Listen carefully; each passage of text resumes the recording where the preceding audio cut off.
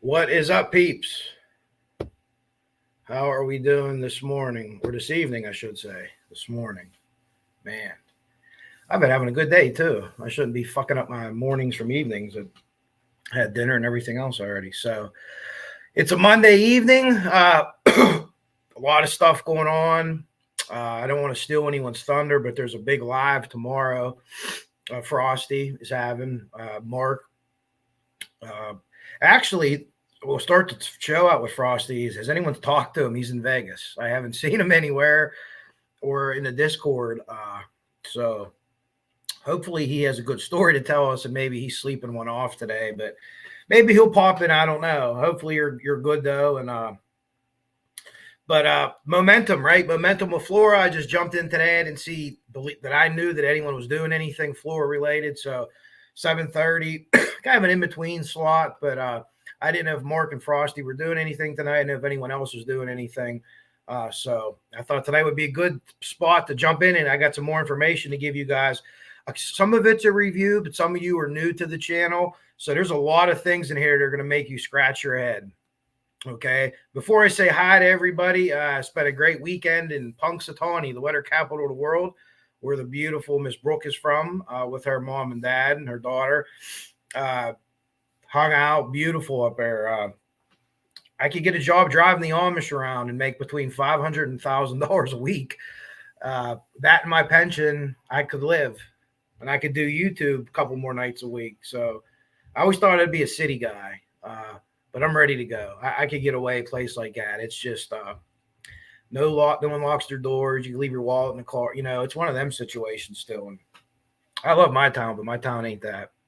It's city. It's inner city.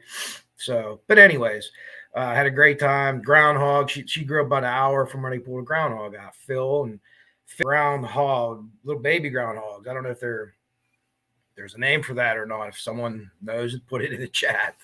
There probably isn't an official name. But anyways, did the live with Kristen and Nicole Brock, the Atlanta firefighter, investigator, a ton of other things.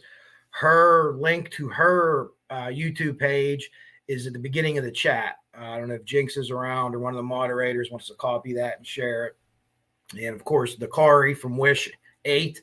Hoping to get in contact with him soon. So the planets are kind of lining up. I don't know what he'll be able to do, but I just want him to know that, you know, I see a lot more people subscribing. We talked about it. That's great. People like what he's doing.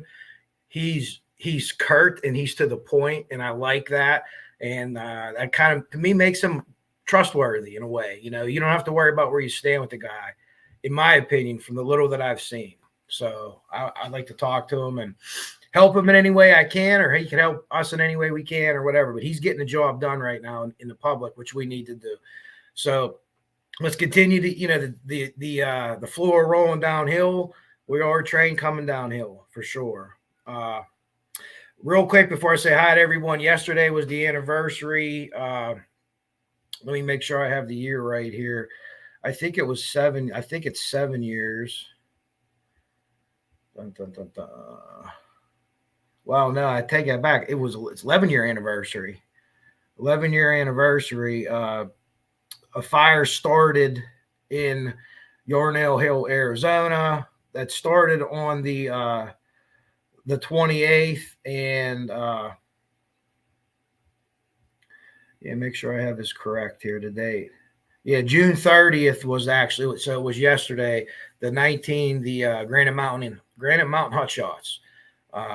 Those guys are nuts. They you know, if you're in a house fire, maybe you could dive out a window. Yeah, it's dangerous, you know, things like that. But you could get out of that house more times than not, right? Even if you have to jump out a window, they're stuck there. So heroic effort by them, and lost all 19 of them. The fire changed. The storm weather changed directions rapidly. The plane flying over couldn't really contact them. They deployed their shelters. You hear in the radio transmission the saws running. When you hear saws running, it's bad because what they're doing is they're cutting away the brush. They're trying to get themselves in an area where there's nothing they can burn. So the fire, you know, is going to stop. It's not going to come up and start burning rocks. It's going to make things hotter than hell inside of there. But the opportunity is, you know, maybe it doesn't come, but it was so big. And with the wind change, he just swept across that whole area. The air was too small, so it was just engulfed by the rest of the place, and unfortunately lost everybody. So, but let's get to it. I have an old video to show you, from an old Doug Carter interview. Then I have some other things that I want to cover. A lot of information. Some of you haven't seen. Some of it's police reports. Some of it's from civil litigation. You know, again, all these things open to the public. All these things are there. There is no gag order. There's no gag order on Flora. Okay. Galen has something or family related from a settlement, from a civil thing. But as far as asking people questions and stuff like that, I'm not saying you're going to get any answers, but you can ask people. They can say it's part of an ongoing investigation, which just kind of covers everything. And you really can't say anything to that. You know, that's kind of the rebuttal. And if they want to keep it quiet. Here is Nicole's. And again, her name was, Nicole Brock. She's friends with Mac McCollum. What is up, Nana? What is up, 63? Yeah, rescue all the dogs. Why we're here. And hopefully get you guys a little bit more informed, maybe on things maybe you didn't know. Or maybe you look at something again and you have a different opinion of it. Let us know. Troll Shovel, how are you, brother? 4th of July, yes. I worked the day before the 4th, and it's going to be like 92 here. And I guarantee you it's going to be an insane day. So tomorrow, like about noon, I'm just going to start drinking water because I think we're going to be busy as shit. Hey, Jill, how are you? Good to see you. But yeah, I have some good stuff. Hey, Miranda, how are you? Boston Christian, good to see you. Mustang. I tell you what, we always talk about Flora and how it doesn't get the same attention as Delphi, and it doesn't. But if you look recently, excuse me, because we were talking about numbers, you know, views, and if you look at a person that has a really big channel and their views are usually this, someone my size, smaller channel, 1,200 some subscribers, my views are usually this. So with Delphi, my views are usually 800 to 1,200 range. And for Flora, I'm probably 300 to 600. 600 being like a cap, right? Well, my last one I did was 800, and I know the one week Kristen had the thing with Cheryl. Now Cheryl Mac McCollum was a big draw, but she was up there a lot higher than she was, and the one that 3 of us did together were up there. So that means people are getting more interested in this case, and that's really good. And there's a law in Delphi right now. I understand there's documents in the queue, but let's roll with this while we can, right? Something's going to happen there eventually, and that's going to come to a close. And like I said, with the help of, that's awesome, Mustang. Yeah, she's really good. Firefighter, paramedic instructor, all kind of stuff. So let's get to the nuts and bolts of what I wanted to show you folks today. Let me share my screen with you. I'll back out of my first one here. And we will watch there's an old Doug Carter interview. Oh, excuse me. And this was, as you can see, as it says, it was in response to the NAACP. Wish TV 8 providing this for us, the Kari station, long before he was there. Hey, pretty good news station from what I see. They're getting into stuff. I like it. I like them. So here's Dougie. And this is like early 2017, maybe spring.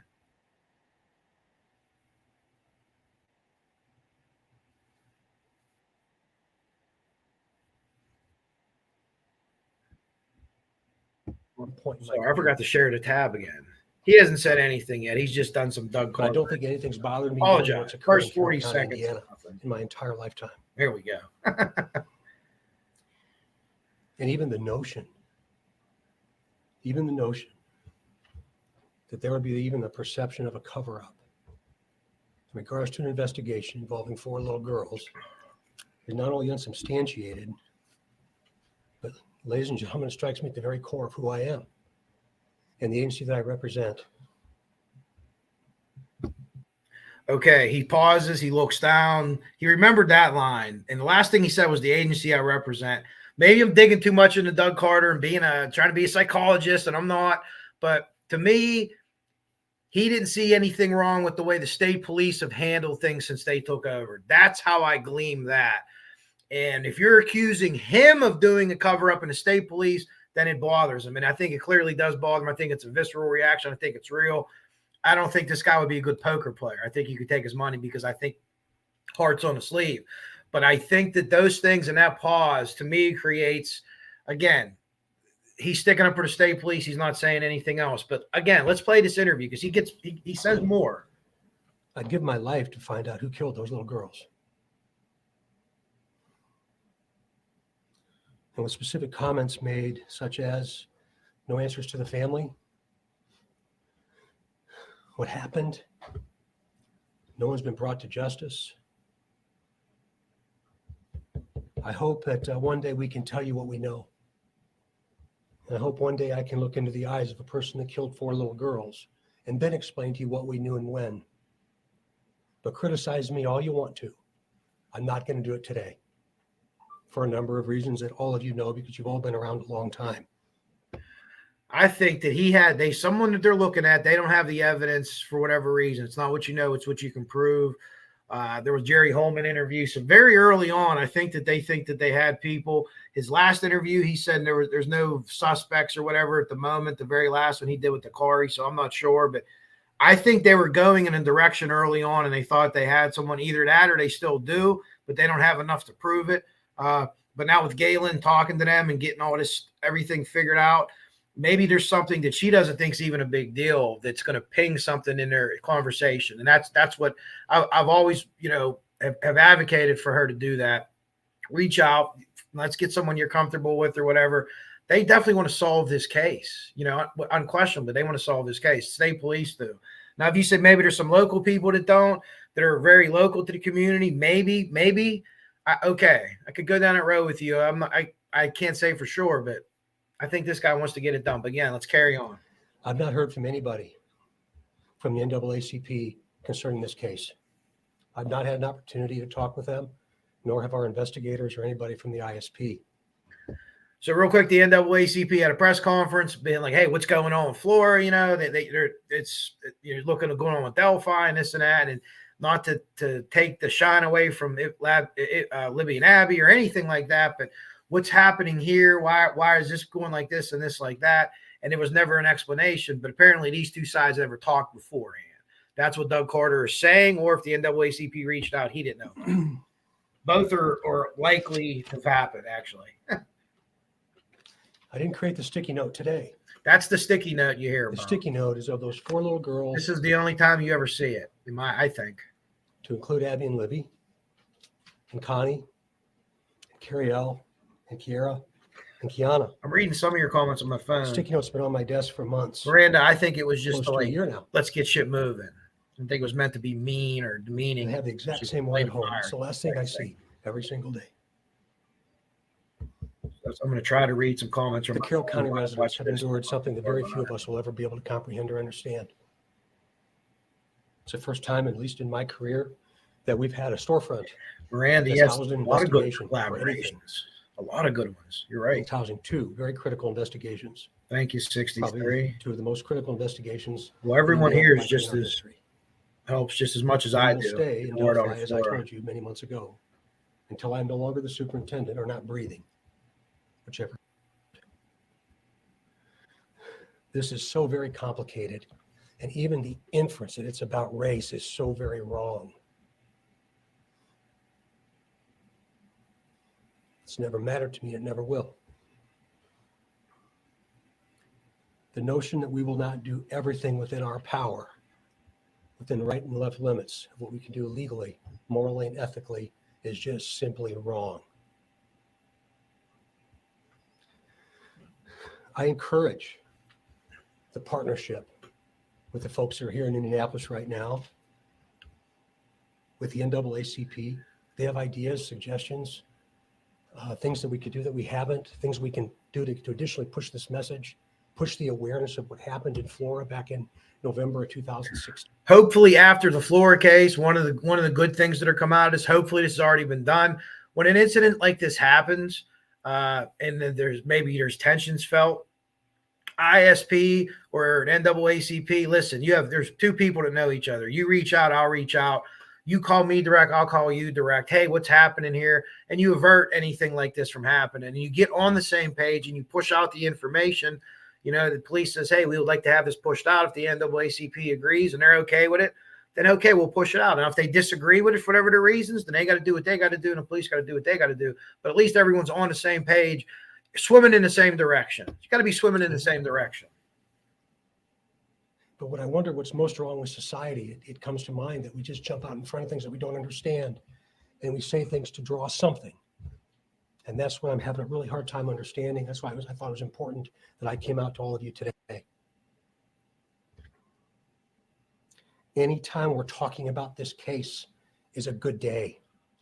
So for that, I say thank you to the folks that brought this out today during the news conference that occurred earlier.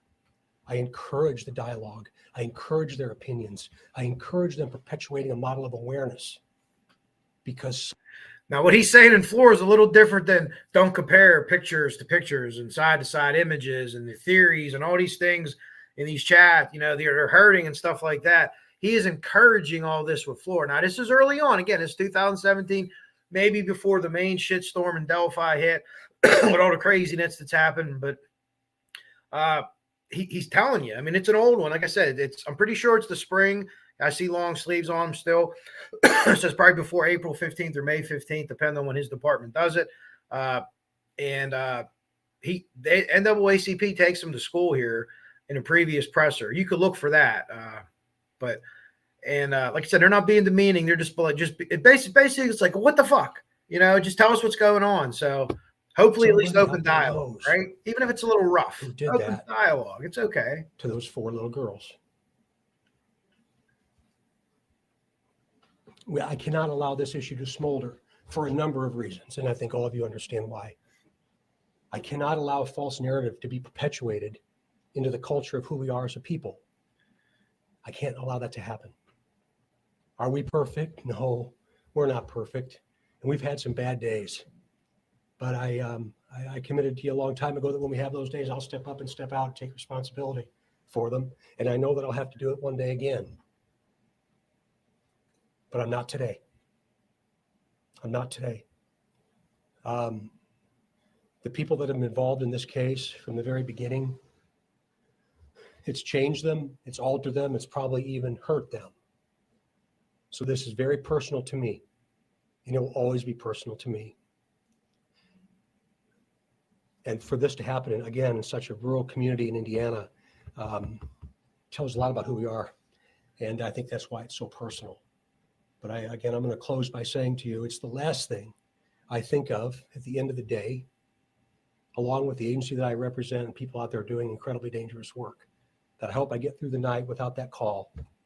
And then the first thing I think of in the morning is I didn't get that call. I get another day, and maybe today is the day. Lisa, I believe that to be true too, what you're saying. So any notion that we don't care hurts me deeply. Any questions? I too believe that. I don't know that. The reason why the family feels like there hasn't been more communication because members or a member of the family is being looked at in this case.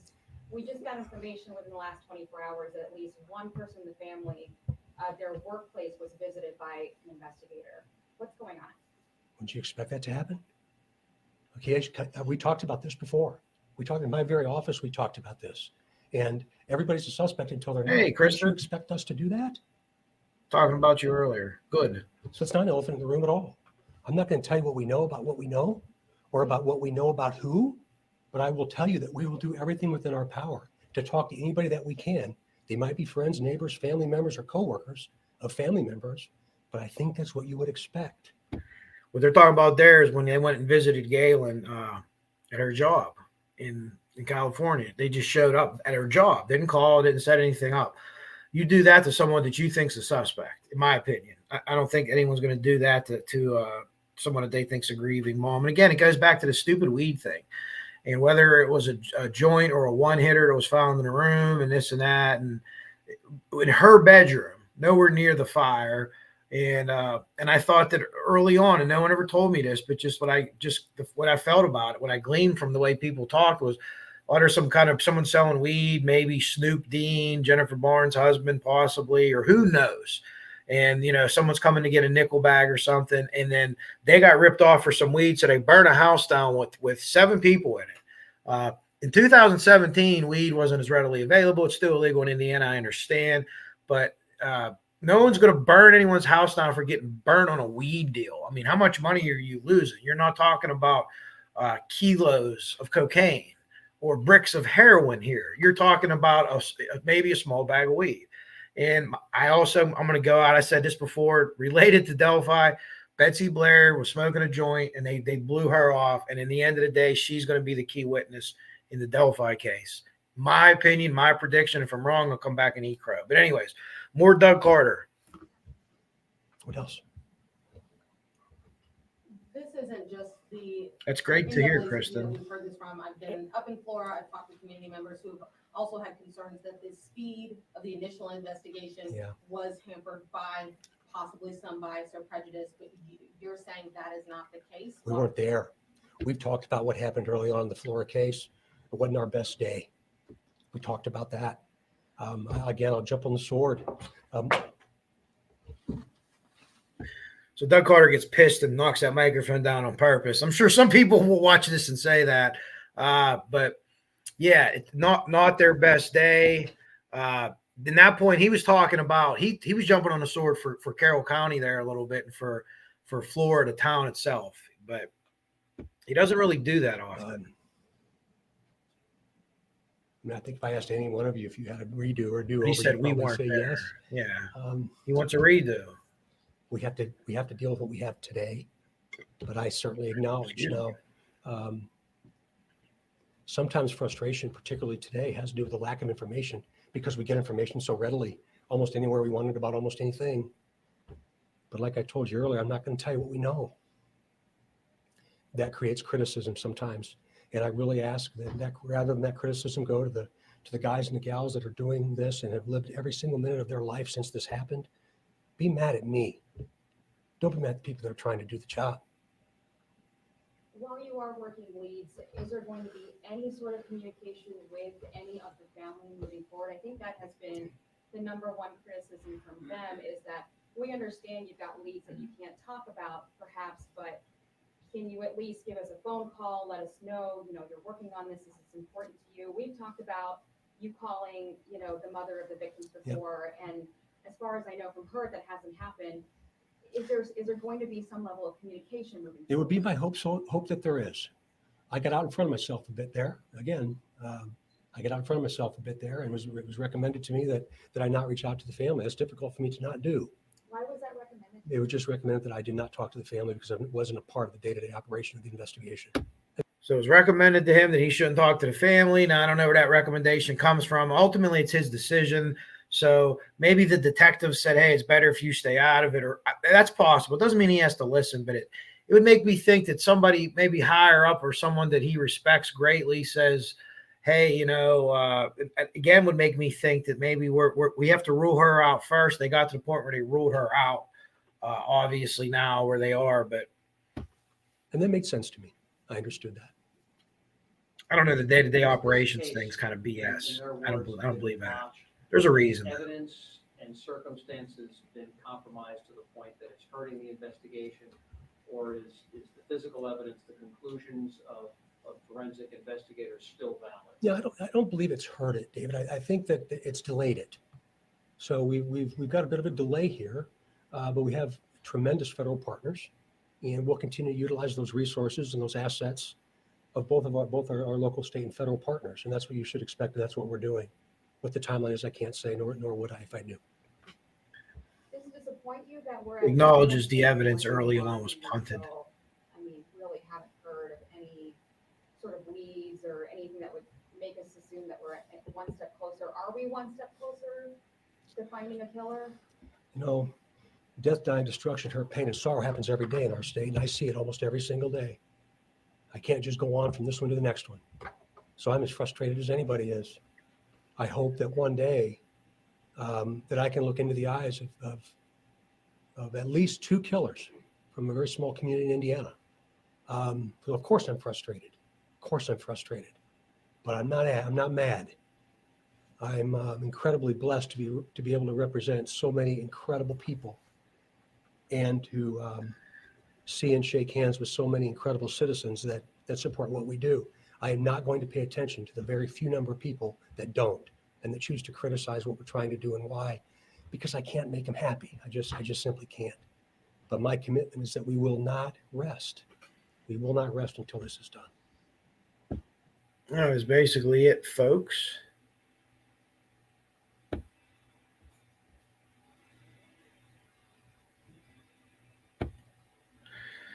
So I'm going to show you a couple other things, but there were some comments. I was reading them on my phone, but I want everyone to see them. Sorry, Mustang. I hate when people forget your comments on the screen and it'll be on there for like 15 minutes. And then if anything controversial happens in that period of time, like they film it, like your name's like up there the whole time. But yeah. Like I said before, Moran, I think they were just trying to get things going, to stir up some stuff. Absolutely, Boston Christian. I was talking about them before. Lisa, I answered this before on the phone too. I think so. I think something happened. Someone that they trusted in law enforcement, I think, told them that. Well, that's great. I was just talking about Nicole before. Sure, everyone's saying hello to Kristen. But I have a couple other things to show you. Yeah, very invasive questions that didn't have anything to do with anything related to that night. You know, look at the list of things I've been watching last. Wrestling. A bunch of things about cops. And the dude, I didn't know, but he hated police. So he's pointing out all the fucked up things that happened in the cops episodes over the years. No, that was they didn't, I don't think they ever thought that she lit any kind of fire. I think they were mad because they thought that she was covering up for someone that was maybe selling a little bit of pot out of her house, which for all my research and everything isn't true. People might have come to that house that sold weed, but they weren't selling weed out of that house. But in a small community like that, you know what I mean? Let's be honest, there's not very many minorities of any kind, and they live right out there on Main Street. Everyone knew the girls. Everyone knew that house, and usually because it was the girls, and it was a good thing. You know, everyone was, the girls are out there waving. You know, who doesn't wave to kids jumping around in the summer? You know, hey, take you back a little bit. Hey, I remember that was me. So it is, Kristen. We're going to talk about that at the very end, the cost of it, because it's high. And you're going to be able to measure it in years, I think. Yes. And the thing, like I said before when I was talking, there's no gag order here. So people could share some information if they chose to. If they chose to. So let me present what else I have for you, some documents.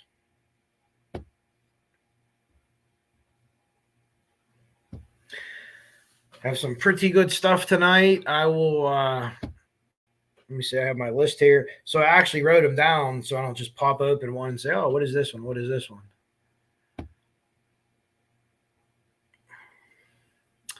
So the first thing I'm going to show you is, we're not going to read the whole thing, but this was a motion made by Galen's civil attorney to strike the deposition of investigator Doug Hetrick, who was the investigator for the defense.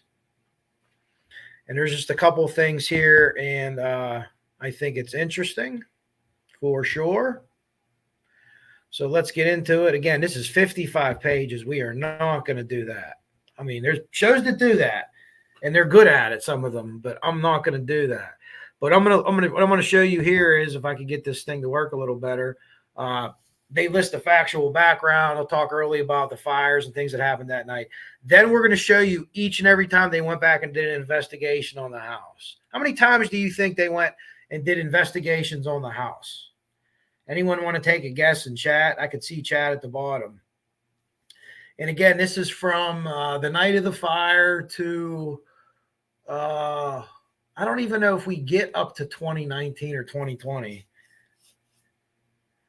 Oh, yeah, I'll forward. I have a zip file, but I unzipped it, like to read it, and I can't figure out how to re-zip it again because I could send it all in one thing. But anyways, I don't know if anyone had any guesses or not, but the number is 13. 13. We're going to show them. Here's the first inspection. Immediately after fire was extinguished, I won't even count this as the first one. So people, well, they do. I guess they do count it as the first inspection. So immediately on the scene, that's not uncommon.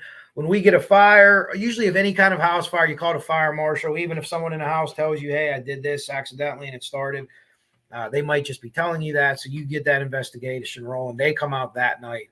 You put the fire out. As soon as you put the fire out, and where I'm from, the fire marshal and the police department, the fire marshal comes from the county, and we have our local police department, McKeesport Police Department.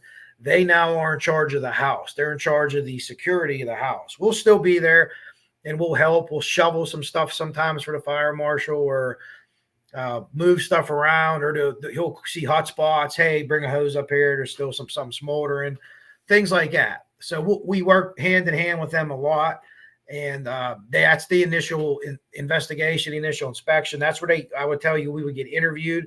So he'll interview the first crew in, and he'll interview anyone outside that's pumping. He always interviews the deputy chief. He'll interview the drivers if they have something to add. Hey, there was some really weird looking fire to come over here, or I seen a guy running that way, whatever the case may be. So that's inspection number one. The second inspection here, I wish I was able to just pull this down easier than this, because this kind of sucks. Hold on a second. There we go. Now, the idea of showing you these, see what I mean, is a pain in the butt. The idea of showing you these is not to really hack up each inspection, but just to show you how many they've had. That's a little better. So the second inspection, the 23rd, Randall, Flora Fire Chief Trent, assistant fire chief. He wasn't the fire chief. Adam Randall was at the time, but he was like the number 2 in charge. Go down to the third inspection on the 25th. So this is a couple of days later. That's where investigator Tipton is in there, the electrical engineer. He and Tipton work together. You had your state police crime sergeant, the tech guy, Gilbert, ATF, explosives guy, Whitaker. These are names. If you followed this case, you've heard these names before. And we get down to D here, the fourth inspection. Again, Randall's there again. Trent's there again. Some of the same people. This is where Mike Vergon appears. He appears at this one here. And again, these are all, immediately after the fire, within days after the fire. The fifth one was December 9th. And again, just wanted to show you how many of these did. We're up to March 2017 for the seventh one. You had the 10th one on August 8th, 12th, November 5th, 2018. And the 13th was February 26, 2019, attended by the plaintiff investigator, Alfred Watson. So they're explaining all this, right? Talking about all this. And here's what I wanted to show you. I wanted to show you that because that's, I'm sorry. We're going to get right to it this time. We talk about the smoke alarm that was missing, and there's different things that people say. And these are in their statement of facts, basically. There it is right there. So despite looking for smoke alarms in the home, specifically in the northwest corner of the kitchen where defendant's expert. So they said they found a smoke alarm. It's the expert for the defense, right? They said they found a smoke alarm in the kitchen despite all these other people looking and nobody's seeing it, okay? So they went through all these inspections is basically the reason I showed you all that. And no one found this smoke alarm here. Despite looking for smoke alarms in the home in the northeast corner, defendants found remnants of a smoke alarm. None of the other investigators, as we get into it here, we're going to say that they found anything like that. Okay. Trooper Edwards even stated in the police report that he looked through kitchen cupboards, everything else. So again, the second smoke alarm that was in the kitchen that they had pictures of is very much in question, to the point where they try to have it thrown out of this civil suit. Tipton did not recall the exact day, the area of the kitchen counter where Mr. Hetrick found. So he can't even remember the day, and it was excavated during the course of his on-site investigation, which ended November 5th, 2018, prior to Mr. Hetrick ever investigating the fire. So it's very interesting. So that's the one that, now all of a sudden no one can find it. There's a million pictures of it. Of the corner of the house. None of this stuff appears, okay? So that's what I wanted to show you from that there document. And I want to show you this from the Flora police report. This is redacted, okay? A lot of it's redacted. We have a list of, obviously fatalities. So there's the girls' names and stuff like that. There's not a lot. Those aren't like autopsy things or anything like that. So this is what I wanted to show you. And I think we've said this lady's name before, and I think everyone knows who it is, but I'm not going to say it. So I'm going to use the redacted copy of it. But I find it's very relevant to the investigation. Okay. So this is the 30th of November 2016. So you're just about 2 weeks after the fire. On the evening of Wednesday, November 30th at approximately 6 p.m., Officer Randall Larry Moore told me that Redacted had come to Flora Police Department approximately 3:45 and wanted to share information with them. Officer Larry Moore stated that Redacted wanted to report that she had picked up her son Redacted yesterday around noon, and he told her information she wanted to relay to law enforcement. So she picks her son up November 29th, which is about a week after the fire. And she's talking to her son, and she's so compelled by what her son tells her that she comes into the police station, and she knows the people that she's talking about are very big people in town, right? Redacted told her he had spoken to Troy Helderman of Birch Tree Holding, partner of Ayers, Mr. Josh Ayers. And Troy claimed he had stuffed newspapers into electrical receptacles in the past to start fires to collect insurance monies. Redacted stated she found this very disturbing, as she told Redacted as Redacted told Redacted that Helderman possibly owned the residence at 103 East Columbia Street, where there had been a recent fire. So mom's so shaken by this, she goes and tells the police. She's talking to her own son. She fully believes him. Again, why would you say this? Why is it coming up this close to the fire that made him think of it? Officer Larry Moore asked if she shared information with anyone other than law enforcement, and she stated she had. She had told this information to Redacted, who was an acquaintance of Tracy Rose, the grandfather who lost grandchildren in the recent fatal fire. I informed Officer Larry Moore that I would relay the information to the state marshal fire investigator, Dennis Randall.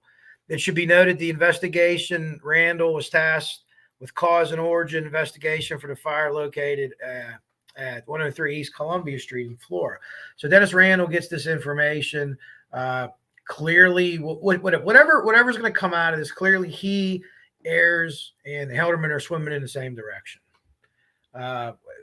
Maybe it's out of necessity, but they're swimming in the same direction. Okay, so nothing further at this time. Told Randall, blah, blah, blah, blah. We're putting it in our reports and stuff like that, right? Now, we went through this police report before over a couple other things. We're not going to go through it again here. But again, anyone that wants to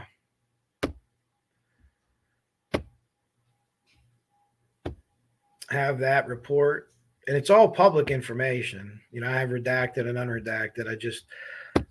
I thought, I'm not going to share this other one this time. So now we're going to go to Mike Vergon's deposition. We'll hit a couple highlights from this here thing, and then I'll come back in and answer some questions. I'm doing my best to watch down here, but I want to get this information to you, and I don't want to just pound you with too much. I'm giving you quite a bit tonight, but again, anyone that wants this, I'll send this to you gladly. I think the more people, the better. Or looking at this ultimately is what works out the best. Okay. Obviously, Galen Rose versus Birch Tree Holdings. This is all the big mumbo jumbo here at the front that I need people like Frank Meister and Turbo to interpret for me. But let's get into the talk in here. The reporter talks herself. Lemon for the defendant. Everyone's introducing himself. Faith Alvarez was Galen's. So now I don't know if I don't have all this, but so here's Mike Vergon, because I think he's going to be longer than this, because the other ones I have, they're Hetrix and the ladies, they're like 120 pages. So, but I have 19 here, or 11. I'm sorry, I have 11 here. So, but for duly sworn, so he's coming under oath here, and he's getting ready to do his thing under this deposition. So again, we're missing parts of this, but this is what I have. Anything else they were asking you to do other than interview Galen? Again, question is the attorney, answers Mike. Okay. No. Right to report, no. Well, is it April 2017 the last time you were at the house? I think so, yes. So Mike has not been at the house since then. And to be clear, none of your opinions have changed since you've written the report. That's correct. I can make this a little bit bigger for you guys. Mike says that's correct. I want to get into the question. I want to get into what are all the opinions you have reached in the case, because I want to discuss with you. Mike's answer: I have opinion on regarding origin of the fire, and I have opinion regarding the cause of the fire, and I have opinion regarding the presence of smoke alarms, and I think that's it. And then the lawyer asks any other opinions. Mike says no. And then the lawyer asks question. Let's start with origin. Just walk me through what your opinion is and what it's based on. Mike's Vergon. So my opinion regarding origin is the fire started in the rear porch that's accessed via the kitchen. The cause, my opinion regarding cause, is the fire was caused. Well, let me rephrase that. My opinion is that the fire was, like a cliffhanger in a book, intentionally set. So, oops, I went up a little bit. So let's talk about opinions, or I'm sorry, origin. This is the question. Explain to me your basis for believing that the fire started in the rear porch access off the kitchen. And Mike's answer was, so that opinion is based on my overall examination at the scene, my observations and documentation of fire patterns, the data gathered from witnesses and those witnesses who are responding police officers, the next door neighbor, Galen Rose, the fire information from responding firefighters, considerations of fire dynamics, which is the science of fire and physics of fire, and also based upon information I got while I was at the scene with Jason McPherson coming down and other investigators during Jason's electrical analysis. Like I told you before, Jason McPherson was the electrical engineer analysis. And I think that's it. And I didn't mention in part based on my analysis of the building construction as well. And I think that covers it. Did you talk to some of the responding police officers then? And this is a little bit interesting. Now, again, he's working for Galen, so maybe it's not. But no, the information was obtained from Todd Trent. Todd Trent was the assistant fire chief at the time. Oh, my. I almost choked on Gatorade. Or Kevin Whitaker. Information that was relayed to them by the responding personnel and firemen. So there was always a buffer. Okay, so we miss a little bit here again. And the question's on the back porch, right? No. So we don't really know what led up to that. They're talking about, so they're talking about a cigarette. Maybe you got flicked back air or something. What about the timing doesn't work? It's just too long of a period of time. If she hadn't been on the back porch in over a day and nothing out of the ordinary was noticed in that time frame, that's not a very highly probable that would have been a cigarette related fire. And then Adam Ayers, a neighbor who gave a very specific detailed account of what he saw when he was in the dining room. With this, in his words, a 2-inch path of fire on the floor. In my experience and training, really only happens when ignitable liquid or something is poured or ignited. I would agree with him on that. I couldn't think of anything else that would just be burning like that across the floor. Yeah, even like a wire falls out of the ceiling, like that wire might be on fire, but it's going to catch everything else on fire really quick. Where if you had a pour, it would light that gasoline or diesel fuel, would light that on fire before it would light the rest of the carpet on fire. You understand? Because you put that on, the gases are getting hot and it's flammable, and then you'll get that. That's what they call trailers, and that's what they look for. And when you do pour patterns, when you pour in a house and you do that, it leaves patterns. The burns, the way it burns, so they could find out where you went in and stuff like that. So, and we just don't say because, well, it must be this because it's not those things. He says they take all the information in, totally married up and say, okay, so based on my training, knowledge, expertise, what I've seen before, this is describing a fire that's probably intentionally set, most likely intentionally set fire. You said there were no chemicals at all that anyone identified on the porch that could combust or anything like that. That was the question. And oddly enough, he says, correct. It was mostly used for storage. I mean, there remains of furniture were still on the porch. It's my understanding the firefighters and other investigators overhauled a lot of the other just stored items or bicycles, boxes, and other things. Remains of things that were burned up in the fire just to clear the porch and get them out of the way. So again, remember there's other people that said that they don't think this was an arson fire. These are other investigators on it, but the Indiana State Police and it seems like all the police now, and Mike Vergon, who was Galen's guy, is agreeing that it is an arson. So is there anything in when you investigate fire and your expertise or in the field that you look at points to intentional? And is there any criteria that's supposed to be met? I'm not sure I understand the question. So he's just asking, like, is there a way, like, you have to get to this, to this, to that, blah, blah, blah, blah, blah. He said it kind of sort of does. It's a lot more involved than that, just because every fire is different. So again, if we're going here, so in some cases, it's very evident that it's an intentionally set fire. In other cases, we have to reason through it and analyze all the data that we have and then come to a reasonable conclusion about the case, about the cause of the fire. And then the question, let me ask you a more pointed question. Is there anything else that supports your opinion it's intentionally set fire other than what we talked about? No. Okay. So that basically closes it up. But again, we are missing part of that. We are definitely missing part of that. Something else I wanted to show you guys real quick. What we're talking about, this is the actual fire report. So handwritten. We don't do everything we do goes in the computer now. So 2017 is about when we just started doing computers. So they had to do both here. So this is the fire report that was written. So a lot of this stuff here is very basic. Okay. It's very basic stuff. And then what we're going to get to down is the communications back and forth. And what I was talking to Nicole, what we don't have is the comms. You don't have the comms, the firefighter to firefighter comms, to hear what the chiefs were saying, what this one was saying, what that one was saying, all that type of stuff. Here's all the people that showed up. They list that in there. Oops. So you'll have all your mutual aid. All your mutual aid companies. I keep hitting the other button because this thing is so stupid. Let me just do it this way. You have all your mutual aid companies and everything like that. See, medical services, the helicopters and stuff like that. They do a narrative here. We kind of know the narrative. I could send this to anyone. It's like, kind of loosely based, list the injuries. But these are, you would get something like this too, as long as the firefighters don't talk on a non-repeated channel. And I'm not a radio expert, but let me do my best to explain this to you. So a non-repeated channel is a channel like we have like walkie-talkies and you talk like around your house or something like that. It doesn't have a strong enough thing to go anywhere, but you have your own channel, so you can run all your operations on there if you want. You shouldn't do that because it's not monitored. Ours wasn't monitored by dispatch either. So only the people right around there can talk. Maybe they had an issue with radios. Maybe that was something that they had to do.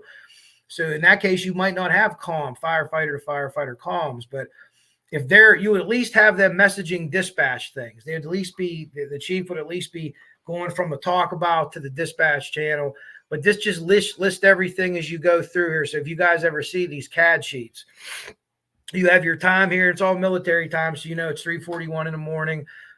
They get there And basically these are how everything rolls out with it. But there would be firefighter communications too that would say, you know, and again, we have 3 kids out. They don't know the 4th one is there. They request for the coroner at 4:20, which is about, you know, half an hour once they get the kids out, 25 minutes. That's not a crazy amount of time, especially if they were working them, like they said. Flora Fire requested to contact the coroner. There was that again. That's 4:20. And this is basically just what you'll see in these CADs. This is just a smaller version of it. And they could print these out and things like that. So you could see people's call signs and things like that, things as they came around.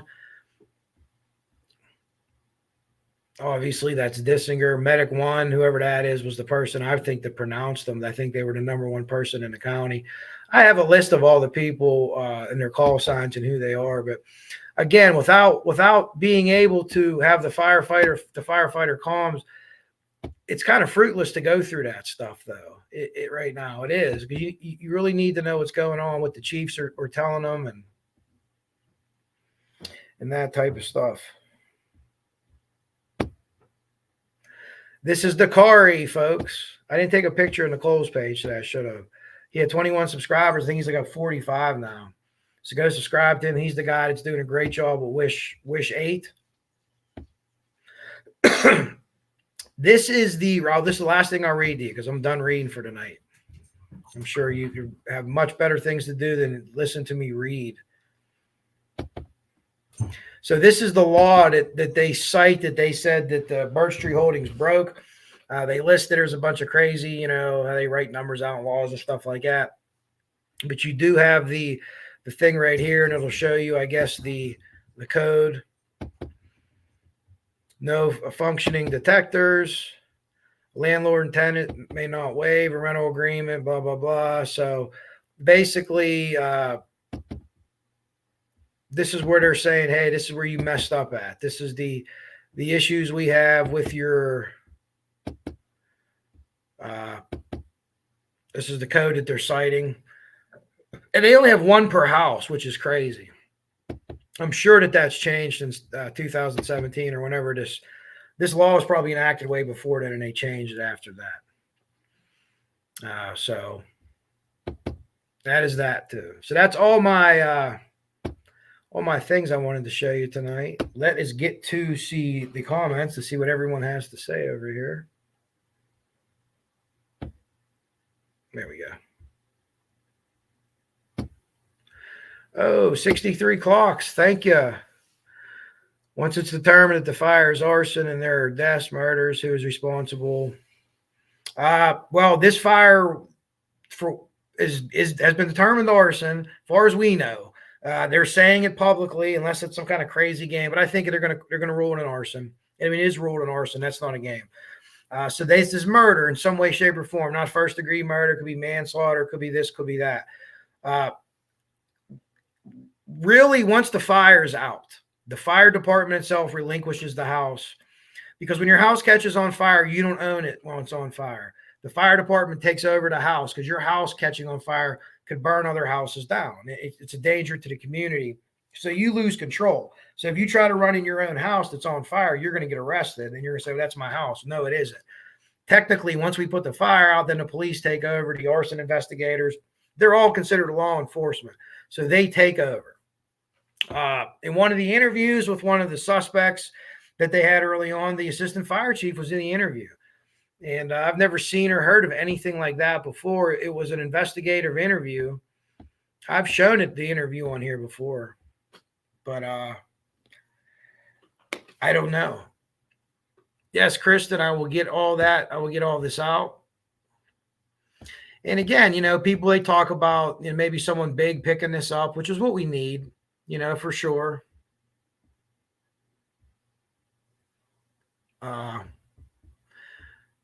Make sure. Hey, CJK.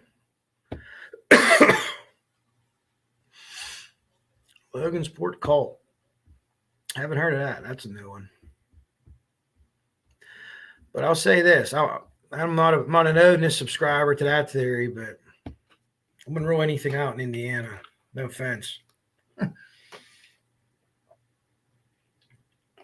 Yes, you're correct, Miranda. He was the next door neighbor. Hey, Miss P, no problem. Yeah, Kevlar148gmail.com if anybody wants any of this information. Someone in our chat said he went to the location, the house, and made some observation. He had a theory. He found something at the back of the property. Well, that's absolutely possible. I've heard that before. And then one of them, I don't know if it was him or the cousin, was throwing rocks through the windows upstairs. I've never seen anything like that. I've seen someone do that in a house fire, that someone would punch them in the face, either a fireman or a cop, especially if there's people working in there. Like, you're changing the conditions of that house by, what are you doing? You're not helping, really. You're not helping. Interesting, though. Interesting. I've heard that before, but it's hard to say. There's not a lot of pictures from the back of the house. Well, again, we talked on the other live that I did. You should have someone doing a 360. Hey, there's Frosty. Frosty's alive in Vegas. Good to see you. We want to make sure you were alive out there. Hopefully you have some good stories. Well, thank you, 63.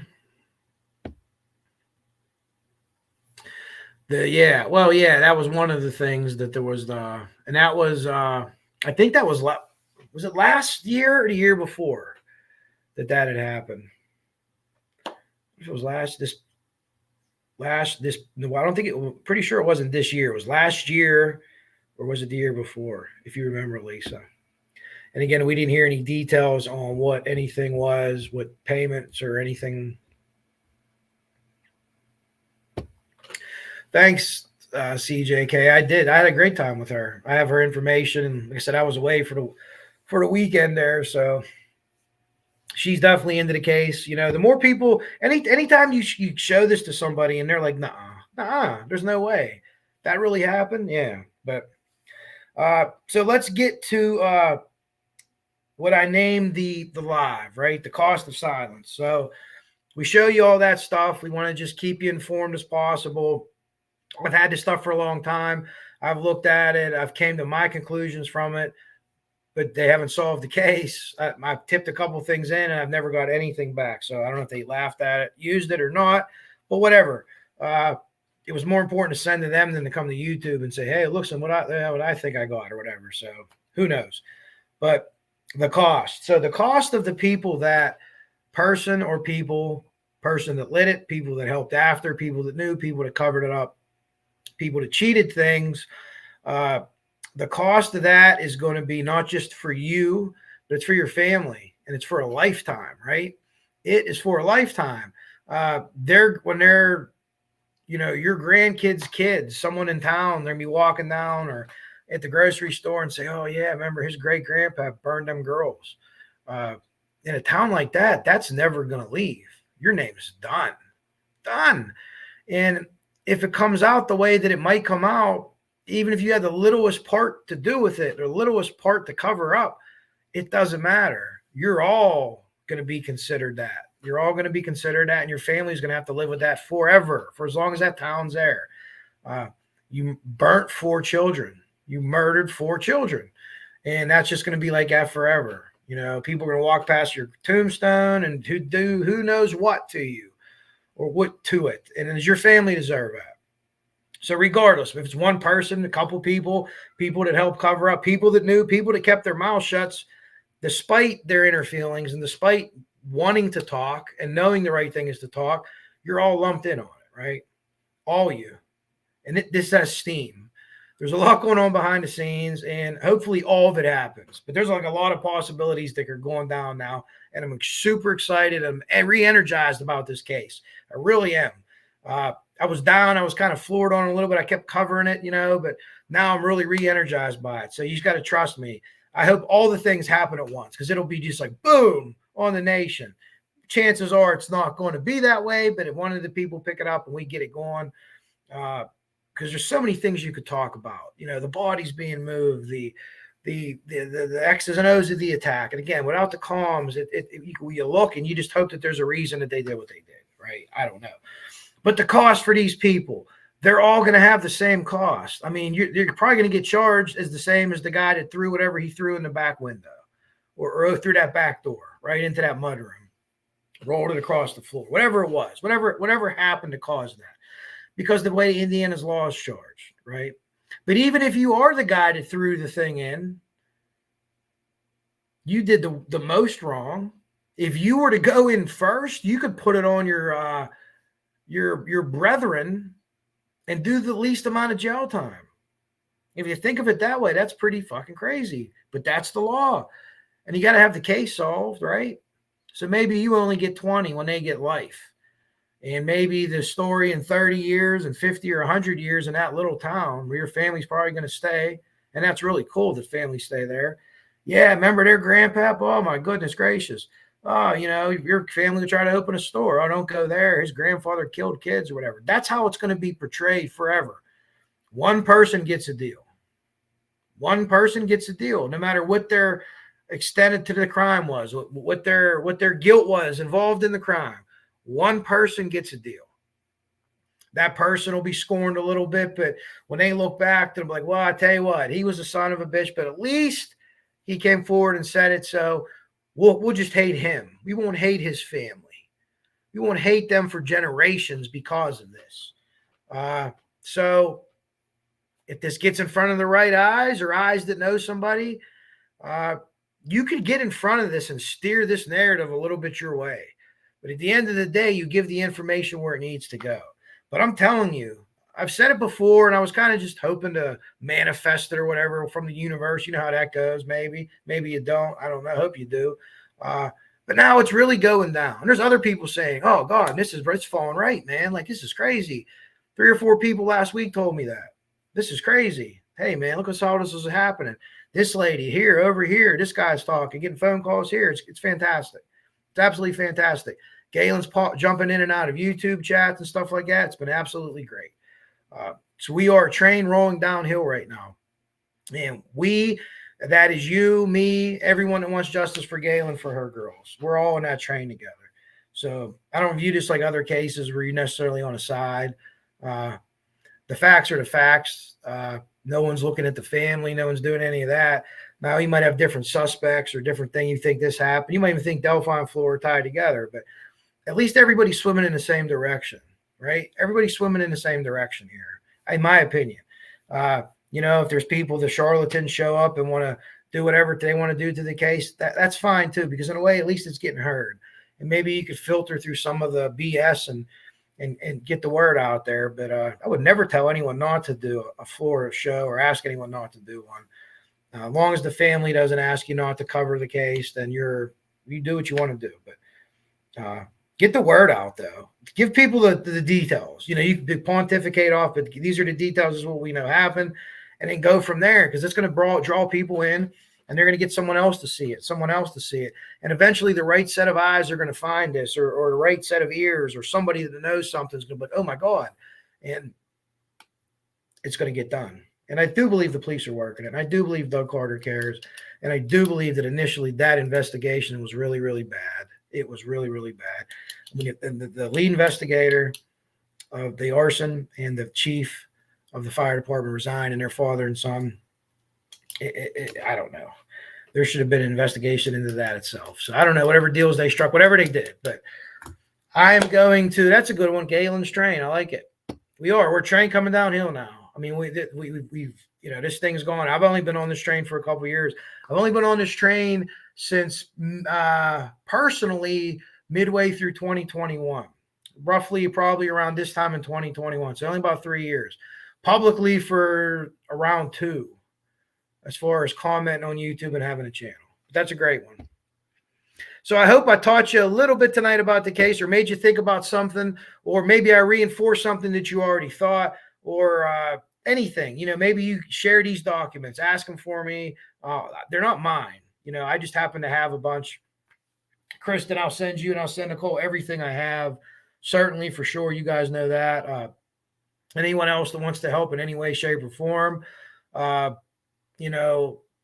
like I said, Galen's coming in. She's coming around now, and it's going to be a great thing. And you understood her precautions before. I get it too. You know, I probably would have felt the same way she did, but this is all really going well. Hey, Mark. You know what? Let me seek some comments before I get out of here. I kind of just like skated over all these comments. Yeah. Well, I'll talk to you on. You could message me, Mark. Mark, I don't know if you talked to Frosty today, but he was in the chat before. I was getting worried about him out there in Vegas. Hopefully he's got a good story. Yes, absolutely. Rescue, you do that all the time. Jinx does that. We have a ton of people that just push it. Honeybee makes great stuff. Grizz has made great stuff. We have great creators, and the subscribers make it. So if we have 10 or 15 maybe creators that cover Flora quite a bit, yeah, our voices are cool and our shows are fun to watch or whatever, but that's only 15. We each bring 10 subscribers, that's 150. We each bring 100 subscribers, that's a lot more than 150. I'm not sure. The zeros, 2 more, it's whatever day, 1,500, I don't know, whatever it would be. But you do that math, you know what I mean? You guys are so much more important than the creators.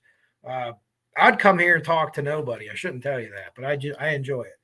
But I enjoy it much more talking to people and conversing like we do. So, all right, Mark, I will check that out here. Frosty, the Ultimate Bachelor. Yeah. Check out his shirts, the Upside Down Pizza shirts. But I hope everybody enjoyed tonight and you got a little bit from this, and be energized for Flora, really, because I really am. We'll see what happens, comes out of the background, but there's a lot of people doing everything they can. A lot of creators, a lot of people that I don't even know, and everyone's reaching out to help. And it's a genuine thing. It's they hearing about the case and hearing about the details of the case and saying, "You're kidding me." And then they see it for themselves. I watched it with every guy I work with. They're like, "Bullshit. Watch, boom, here, watch this video. Let me show you this." You know, they're like, "No way, no way." So anyways, in honor of my channel here, and I'm logging out and getting out of here, in honor of the Doug Carter interview today, in honor of that, we'll say tentacles. We'll have a drink. Which tonight is Gatorade. I drank a ton of water before. I'm kind of feel bloated from drinking so much water, but I guess that's a good bloated, right?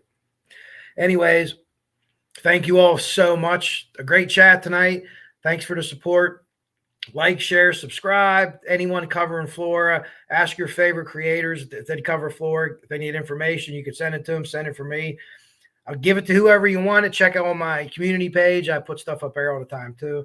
I did a really cool short for tonight, too. I didn't get that many people to watch it, but it's some Phil Collins music. So hopefully we reach the right people tonight, and hopefully if this continues to ripple out, someone will eventually reach the right person, and the right person will see one of these videos, and maybe they'll have a change of heart, and maybe they'll say, "I can't take this anymore. I got to go in this case will be resolved," because that's what we need, and that's what's going to happen. All right, everybody. I love you all. Thank you so much for coming in. I'm going to say Coach Kev out.